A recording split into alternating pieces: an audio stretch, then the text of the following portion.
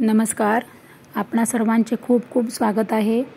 सर्व लाडक्या बहिणी, तुमच्यामध्ये असा गैरसमज आहे की आता इलेक्शन आल्यामुळे म्हणजे इलेक्शन जेव्हा होतं तेव्हा सरकारने आमच्याकडनं मतं घेतली आणि आता इलेक्शन झालं, त्यांचं काम झालं आणि आता सर्व बहिणींना योजनेतून बाहेर काढत आहे.